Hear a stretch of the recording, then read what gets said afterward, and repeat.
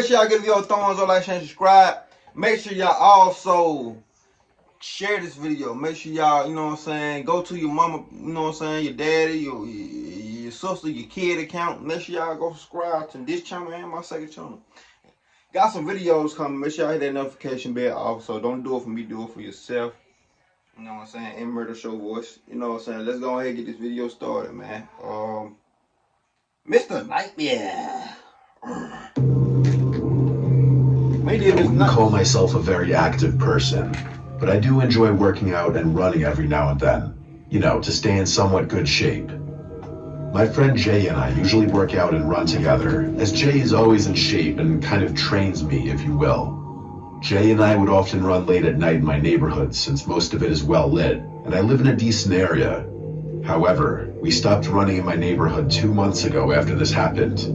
The way my neighborhood is laid out is that there's a main road that connects to separate roads branching off, but ultimately they all connect back to the main road, which leads to a dirt path extending into local farms and larger properties. This is important to understand the situation Jay and I were in. One night, we decided to run from my house onto a path that goes through the woods to one of the roads that branches off from the main road in my neighborhood. We planned to use that road to reconnect to the main road, then continue running to the dirt path before heading back to my house using the main road. I know it sounds confusing, but we took this unusual route to maximize the miles we could run, as our usual path, just running on the main road and back, was getting too easy for us. The run started as usual, with Jay and me running from my house to the path, talking about high school drama as we ran. However, we soon began to hear footsteps behind us. At first, we didn't think much of it since the path we were running on was frequently used, and we often saw other runners or people using it to cross from one area to another in the neighborhood. But as we continued, the footsteps remained behind us, mirroring our speed. When we picked up the pace and ran quickly, the footsteps followed suit. When we slowed down to a jog or walk for a moment, so did they. At this point, Jay and I were obviously a bit nervous and freaked out, but we were almost to the well-lit road. When we finally exited the path onto the road, we looked back and saw no one behind us. Oh, hell no. We both exchanged the same what the f*** look and decided it was probably just another runner trying to keep their distance from us. We continued onto the side road that led to the main road of my neighborhood and followed the main road all the way to where it turned into the dirt path. At this point, we were both still feeling good and decided to push on, running further down the dirt path. However, unlike the main road, this path had no streetlights and was lined with trees, creating an ominous atmosphere at night. Jay and I ran about a mile down this road before deciding to turn back. As we turned, I caught a glimpse of a dark figure quickly darting into the trees on the left side of the road. This immediately reminded me of the footsteps from earlier, and I began to feel noticeably uneasy. I told Jay that I had seen a figure jump into the trees along the path that we needed to take back. He dismissed it, saying I was just being paranoid and seeing things because of how far we'd run. He bullshit. I almost believed him and started doubting myself, so we began making our way back to my house. Jay bullshit. We ran past the spot where I had seen the figure with no issues, but just as we were about to reach the main road again, we heard rustling about 20 feet behind us in the trees. We turned around and saw a figure standing in the middle of the dirt road. The figure was facing away from us. It was dressed in a black hoodie, along with very ripped and not gonna lie, high school me, I would've hauled him down. I ain't gonna lie to y'all. dirty khaki pants and black shoes. At this moment, I was more scared than I had ever been in my life. It felt like my heart was gonna fly out of my chest. It was beating that hard. Jay looked at me, then back at the figure, and said, "What the hell are you doing?" But stopped mid-sentence when we both heard the person start laughing. It was an awful, cackling, cringe-inducing laugh. And as we stood frozen, the person turned to look at us, still laughing, before suddenly stopping. Now, he just stared at us with a glare that still haunts me to this day. His wide eyes and pale face burned into my memory. Jay and I exchanged one last look before running faster than we had ever run in our lives, sprinting the entire 2 miles back to my house. As we ran, we heard that terrible laugh again behind us, which only made us run faster. When we finally got back to my house, I threw up, then rushed inside through the back door, locking every entrance and shutting my garage doors. We sat there panting, still processing what had just happened, and swore never to run in my neighborhood at night again. If you're a night runner, always stay in well-lit areas and bring a friend, just to be safe. Definitely. I ain't gonna lie. I always have protection. I said it. As a high school junior, I ran cross country and track, and I loved running alone. I wasn't the fastest on my team, but I had endurance and could lose myself in the rhythm of my feet hitting the ground. A woman in a quiet rural neighborhood near a forest preserve had hired me to run her hyperactive puppy, Izzy. She'd pay me $10 per run. It seemed like an easy gig. Izzy needed the exercise, and I got a little extra money while training. The area had scattered houses, abandoned farms, a cemetery, and the remnants of a disbanded Colts commune. My parents had always warned me about running alone in secluded areas, but I figured I was fast enough to outrun anything dangerous. That changed one evening. It was just before dusk when I took Izzy out for a longer run. The setting sun cast a deep orange glow over the treetops, but shadows stretched across the road, making everything feel darker than it should have been. The only sounds were my breathing, Izzy's panting, and the rhythmic thud of my running shoes against the pavement. Occasionally, a bird would flutter in the trees or a distant dog would bark, but otherwise it was eerily quiet. The farther I ran, the quieter it got, as if the world was slowly emptying itself of sound. About 2 miles in, we reached a stretch of road flanked by thick forest on both sides. That's when Izzy suddenly stopped. Her ears perked, and she stared into the woods, completely still. A low whimper escaped her throat. I followed her gaze. At first, I saw nothing but the dense trees, Goddamn Kofi Kingston. branches swaying slightly in the breeze. But then, between two trunks, a man's face peeked out from behind a tree. He was short, maybe in his 30s, wearing a hat pulled low over his face, a thick jacket despite the mild weather, and gloves. His eyes were locked on me, unblinking. His stillness unnerved me, but I told myself he was probably just a hiker or a hunter. Still, something about the way he stood, like half hidden, watching silently, sent a chill down my spine. His presence felt off, like he wasn't just some guy passing through, but something wrong, something that shouldn't have been there at all. I gave him a polite nod, trying to appear unfazed, and I started to jog again. My heart was beating a little faster now, and not from the run. A few steps later, Izzy stopped again, her body rigid, tail between her legs. My stomach dropped as I turned back. The man had moved closer. He wasn't behind the tree anymore. He was standing right at the tree line, just feet from the road, still staring. His head was tilted slightly now. Y'all better take y'all some protection. Y'all going in. I know people that actually go on jobs and shit. You know what I'm saying? Y'all better tell y'all some protection. As if studying me, a sickening realization crept in. He wanted me to know he had moved. He wanted me to notice.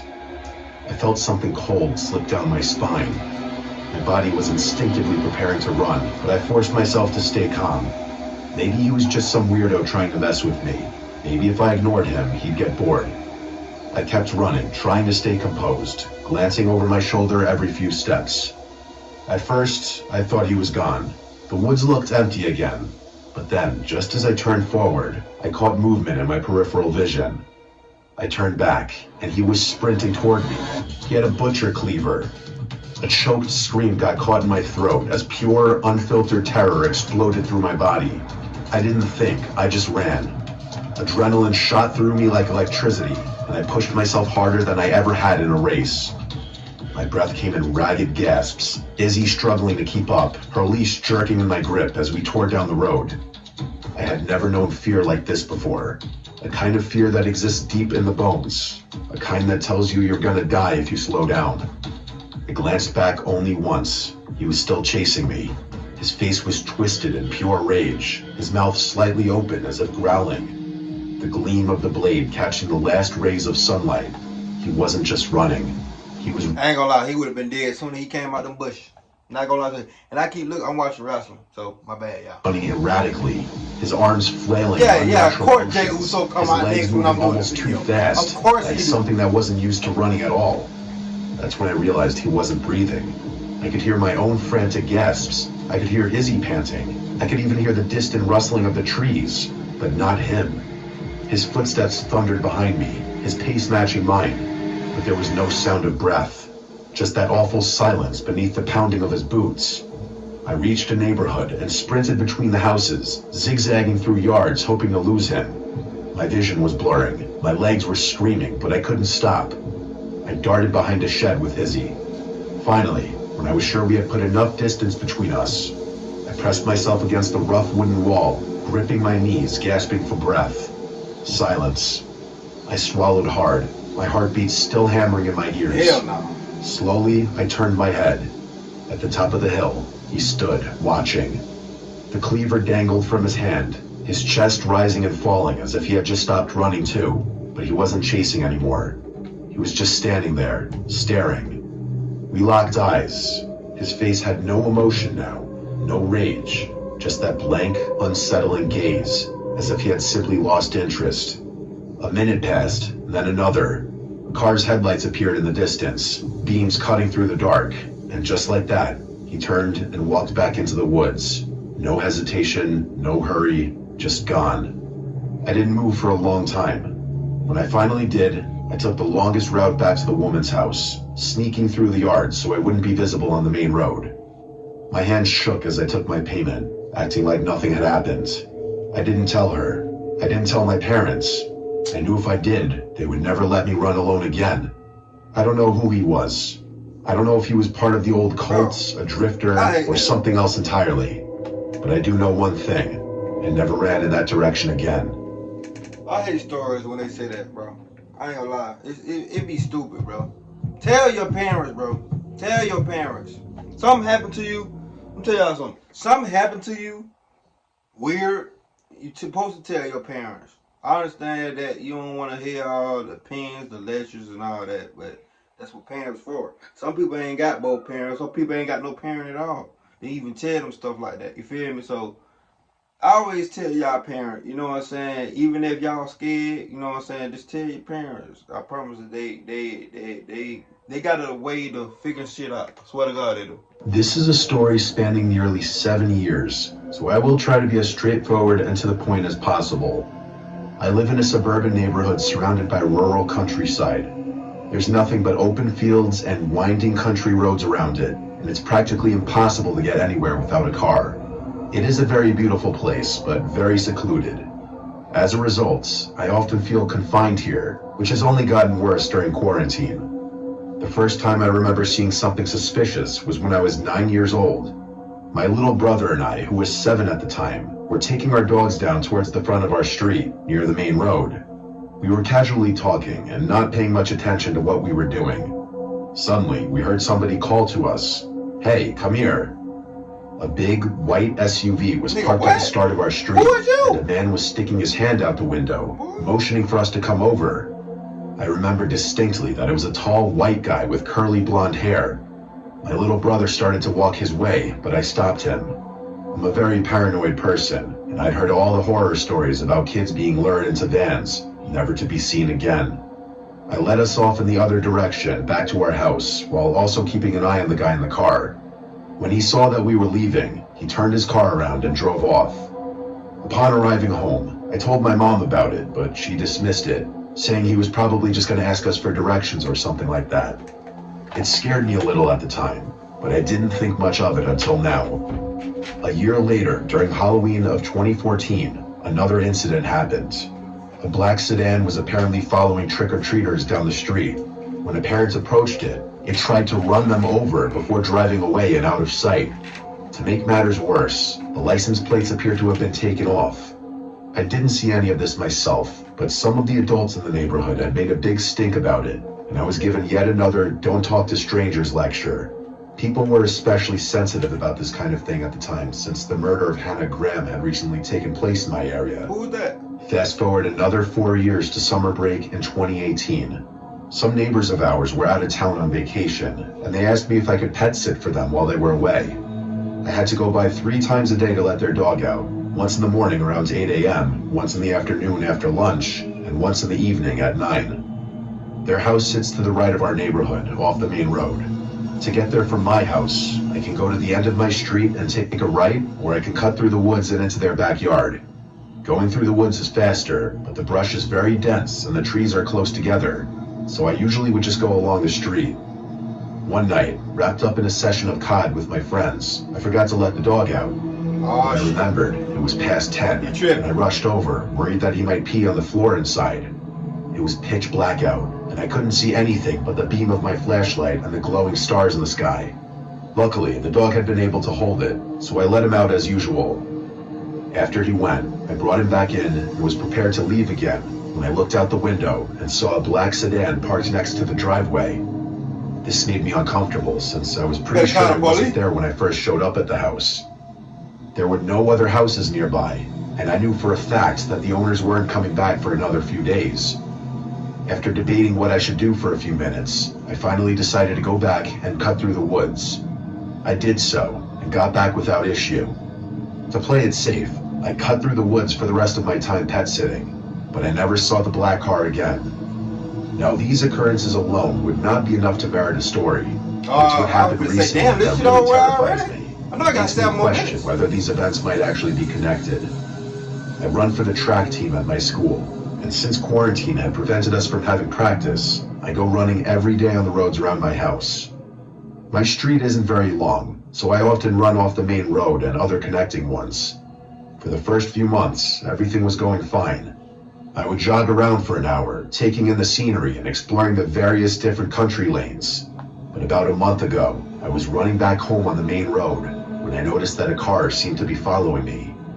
I always run on the left side of the road, going towards traffic.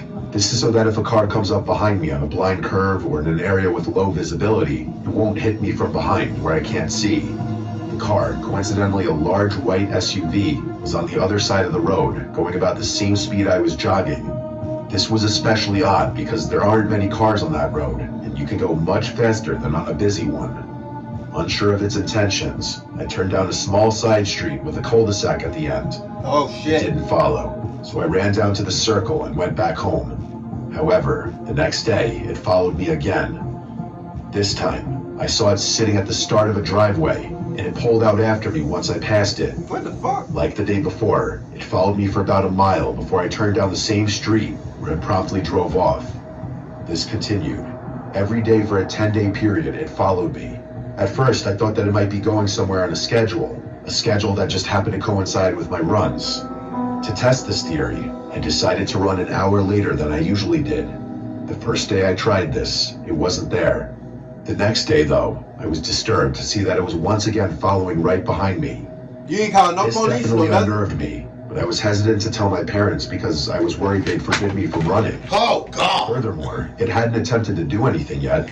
Let so I them decided I just could put up kidnap with it your as long ass. as I was careful I'm tired of and this watched shit. it closely. Next time, just let motherfuckers kidnap your ass. Next time, just you and the dude from the last story, or the female, just let motherfuckers kidnap y'all next time then. Don't tell your parents nothing. For your parents want to know where you at, or who took you, or what's going on, or what the color of the car look like. Don't tell them. Just get kidnapped again. Please, get kidnapped. Please, please. Jesus Christ. On the 11th day of being followed, I turned down the side street No to see police. a black sedan sitting at the end. At first, I thought nothing of it. There were a few... You gotta be a stupid. I hope they don't let this stupid motherfucker graduate. Ain't no way you let somebody follow you for 10 fucking days without you telling nobody. Hell, somebody follow me a day. It take one time to follow me. I'm pointing sticks at your car. All type of shit. And I ain't talking about the one off a branch. Second, third, fourth, fifth day. Why nobody ain't call the police? Why this person ain't got scared enough to call the police or whatever? Sound like houses on the street, and it likely belonged to somebody who lived there. But as I began to get closer, I noticed something odd. Underneath the car, barely visible, was the silhouette of a person. They barely fit and were huddled on the far side to avoid being seen. I I immediately got chills and ran off in the other direction, looking over my shoulder to make sure they stayed put. To make matters worse, I saw that white SUV, which usually drove away, was sitting at the top of the street, heading me in. I was feeling panicky now, and decided that I preferred the evil I knew to the one that I didn't, so I picked up the pace and tried to sprint by the SUV. When I was within a few feet of it, a man jumped out and ran after me. I easily outpaced him, and thank God that my months of training had paid off. When it became clear he couldn't catch me, he yelled at me to come back and said he just wanted to talk. I responded with 2 fingers, if you catch my drift, and I sprinted the remaining mile back to my house. I finally broke down and told my mom, who got me on the phone with the police. Sadly though, since I didn't get a license plate, there wasn't much they could do. They promised that they would look into it. He been following you for 10, 11 fucking days. These experiences have haunted me for the past Man, shut your bitch ass up. I don't want to hear this shit no more. Bro, fuck you mean you ain't get no license plate? This motherfucker been following you for a whole 10, 11 days and you ain't got nothing. No video, no nothing. You just, no license, no nothing. You just know that a code follow you. Mr. Nightmare, please. When it be like, I didn't tell my parents, please don't add this shit on your fucking stories. Cause they be sounding so fucking stupid. They be in real life situations. Real life situations. We're making dumb situations. It be making the most situation more dumber. Like, if you want to resolve some shit, you know what? Y'all let me know how y'all feel about this video. That being said, see you when I see y'all. Gunther and Jay Uso, they talking right now. Monday Night Raw. Y'all getting this on Tuesday or Wednesday, Thursday or Friday. I don't know. Whenever I get back to my hometown. That's right, nigga.